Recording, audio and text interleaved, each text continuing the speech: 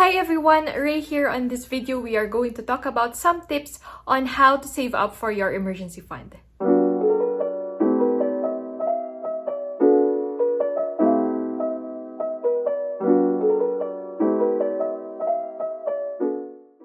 It is important to save up for your emergency fund before anything else, such as getting an insurance or an investment. Usually, this is 3 to 6 months of your monthly expenses. So for example, your monthly expense is 10,000 pesos. You should have at least 30,000 to 60,000 pesos as an emergency fund. Anything greater than that, you can already invest it. Here are some tips that may help you out. This may apply in savings in general and not just for your emergency fund. List down your income and expenses. I suggest that you make a tracker or you list down your income and expenses in order for you to identify how much you really are earning or spending. There are times that you think that you don't actually have extra money because of all the expenses that you've been spending on, but not realizing that you actually do.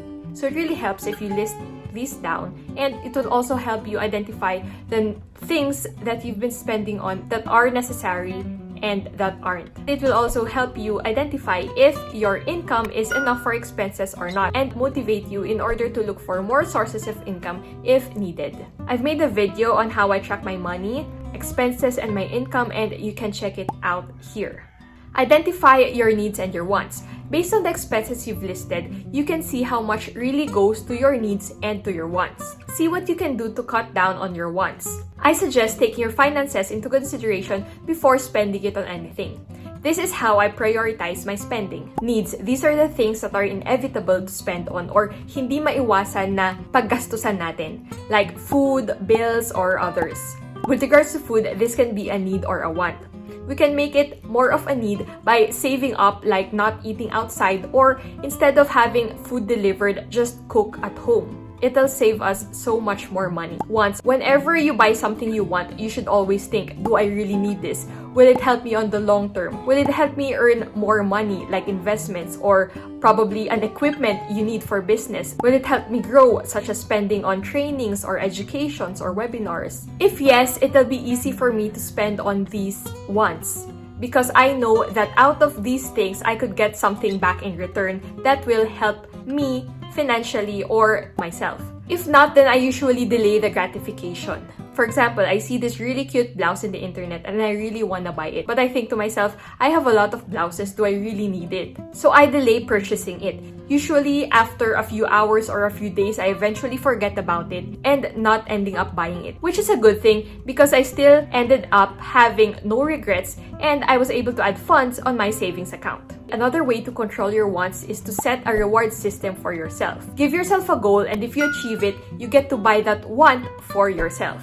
This way, it will help motivate you to finish your goal and at the same time, reward yourself. It doesn't have to be a big goal or a big reward. You can start small. For example, let's say if I finish 3 videos within the week, I reward myself with a milk tea. Or my goal is to save up 5,000 pesos this month. If I do so and if I exceed the amount, then I get to buy myself a pair of shoes with the extra money. Sometimes you'd even end up not buying the thing that you wanted because you've already moved on. And you'll just be satisfied with the goal achieved. This happens to me most of the time. Prioritize your savings. For some people, when their pay arrives, they usually spend it immediately on their wants. After allotting the money for mandatory expenses, I suggest that you prioritize cutting a portion of your pay for your savings instead. If you have a bank account, I suggest creating another account mainly for your savings or your emergency fund. You can set up an auto debit transfer from your main account to your savings account. That way, you won't worry about missing to transfer your funds in your emergency account. When picking a bank, make sure that it is accessible for you. It should be liquid, meaning pwede ka mag-withdraw anytime, you can withdraw anytime, or it is also easily accessible. I also suggest that you pick a bank that has high interest rates. Aside from the traditional banks, there are also other digital banks that give higher interest rates. Create a plan. You can save by starting small. For example, on the first Friday of the month, set 50 pesos aside for your savings. And then gradually increase. For the second Friday, set 100 pesos. For the third Friday, 150 pesos. For the fourth Friday, 200 pesos. And so on. So the next month, start again with 50 and then 100, 150, 200, and just gradually increase. So you may change the amount depending on your income and your expense, or maybe set a fixed amount every month, like say 3,000 pesos on the first day of the month.